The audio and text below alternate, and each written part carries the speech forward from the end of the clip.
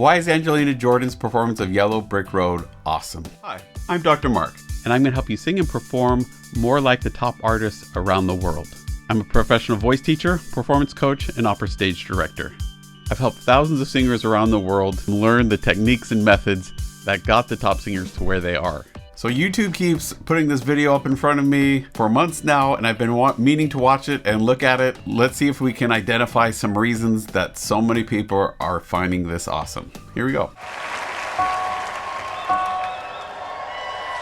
When are you gonna come down? When are you going to land? Love this song. I should have stayed on the farm. I should have listened to my old man. Okay, so what are we hearing? What are we seeing? What we're seeing so far is we're seeing these yellow lights that are kind of pretty tight in the background around her, kind of frame her, make her the center point. Pianist is all in black. We get a little bit of yellow light hitting that piano, pops it out with a little texture, but it's really pretty simplistic, right? It's nice because it draws the attention right into her and lets us focus on her. 'Cause this song is not one where she's going to be jumping around the stage doing a ton of crazy stuff. It's just focusing in on her face, and she's doing so many awesome things there. We're also seeing her in yellow. Of course, the Yellow Brick Road, sure, I get that. But that yellow against the black also pops out really well too. So, and yellow seems to suit her really well. So, good choice. Other thing I want you to pay attention to is, where is she placing the sound? Is it forward and buzzy? Is it back? Is it both at the same time? Is it kind of straight up? Okay. Second thing is, what is that shape in the back of her mouth? Is it this yawning smile place? Say hat? Or is it hug? Or is it something else in between that? Is it more round? Like she's got a bag of marbles in the back of her mouth? See what you think. I think also what we're going to see here, and one of the things I love about her, is that she keeps this breath flow so consistent, but yet we get such a wide variety of colors and sounds, so that there's this really nice balance of a lot of vocal variety and expression, but at the same time, a consistency in the ease and coloring of the voice that lets us appreciate it and isn't distracting. So let's see what we find. You know you can hold me forever. I didn't sign up with you. I'm not. So you'll notice she'll bring it really forward, really bright, really small, really narrow, and then other moments she pulls it back in this warm, rich, right, and all this crazy stuff that's going on. Love it. So cool. Not a prison for your friends to open. This boy's too young to be singing the blues. She pushed for the high note? Nope. Is she pushing for the low notes and trying to make them bigger? Nope. She's just letting them be what they are. Super easy. She's trusting this feeling of ease and comfort here and letting the sound do what it's going to do. Sounds like it should be easy. It is so hard for most people for us to trust that if it's just easy and we let it do its thing, that's enough. If we tap into the communication, the storytelling, that's enough. And she does an awesome job with that.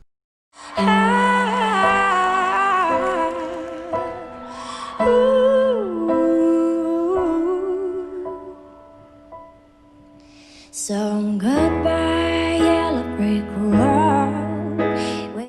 Where's the placement? She pulls it back, right?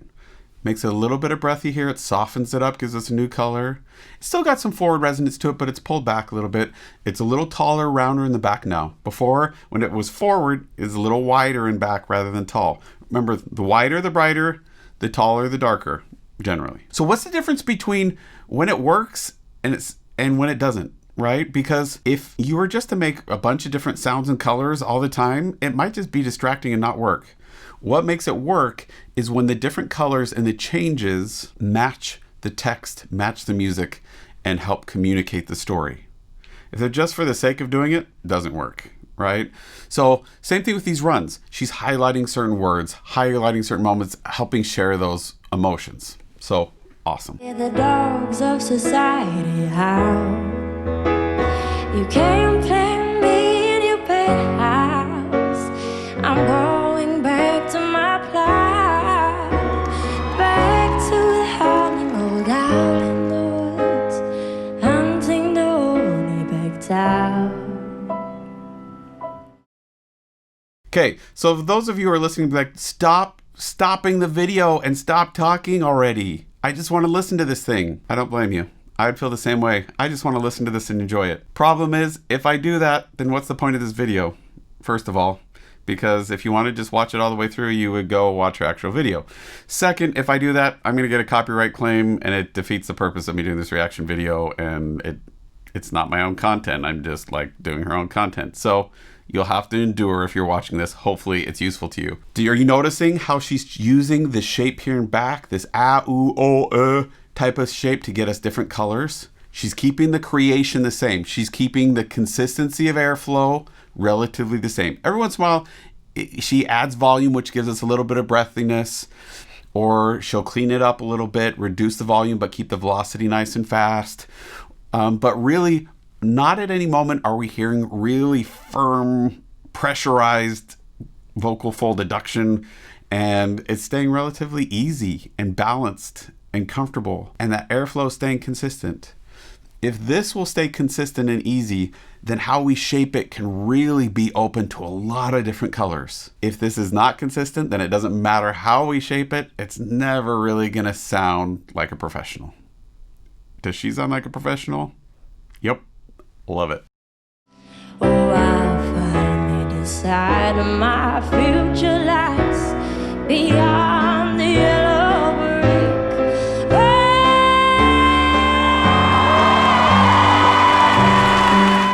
So we think the word is road, right? But she's not singing road. She's singing ra. In the very last moment, she goes ode. Road, right? Our ears hear road, but she's not singing that. So when you're singing, really pay close attention, because you're going to notice in that middle higher range, especially with pop and rock type of music, all those vowels really start modifying towards an ah. Go figure. I'm singing only back to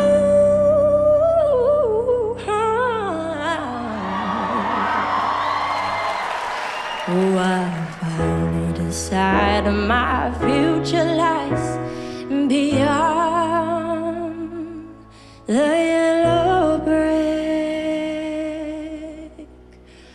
road.